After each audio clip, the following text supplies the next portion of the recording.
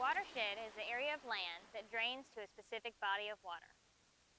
All watersheds come in various sizes, from the smallest one in your backyard, to where you only share with a few neighbors, to a larger one, like the Chesapeake Bay, where 6 states share this drainage area. The topography of the land is what makes your watersheds the way they are. Geographic features such as mountains, ridges, and hills shape the way that the drainage patterns go to the bodies of water. And no matter where you are, whether you're at home, you're at school, you're in the city, you're in the country, everybody has their own watershed. The Wonder Wednesday Watershed Series is going to focus on the James River Watershed. The James River is the largest river in Virginia. It is 450 miles long, and over 10,000 square miles of land drains to this body of water. We're going to talk to you about what a watershed address is, and we're going to use the James River Watershed for that example. A watershed address is just like your post office address. You get mail at home to your specific address. A watershed address follows the steps of the water's travels through the land to reach its destination. Let's travel back and find out where we started before we came to the James River. We're standing in the middle portion of the James River watershed. But as the James River continues to flow, it will eventually empty out into the Chesapeake Bay.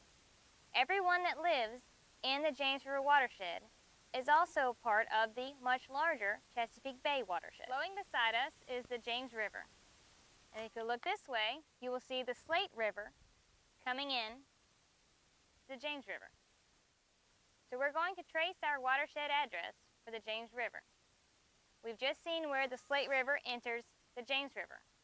So let's now trace that watershed address back and see where the water entered the Slate River. This is a small spring in the middle of Buckingham County. The water is going to flow from that spring and gradually pick up more and more water. This is an unnamed tributary. It has no name. A rain droplet that falls on the roof of the Buckingham Extension Office is going to reach the ground and drain to this unnamed tributary. And eventually it's going to collect more water and keep flowing until it reaches Horsepen Creek. We are on the banks of Horsepen Creek at the moment, and if we turn our attention just a little bit this way, we can see where that unnamed tributary we just visited a few moments ago flows into Horsepen Creek.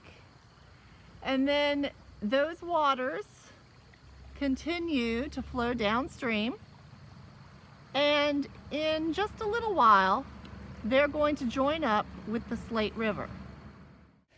And that brings us back to where we started, where the Slate River meets the James River, and the waters flow together downstream until they empty out into the Chesapeake Bay.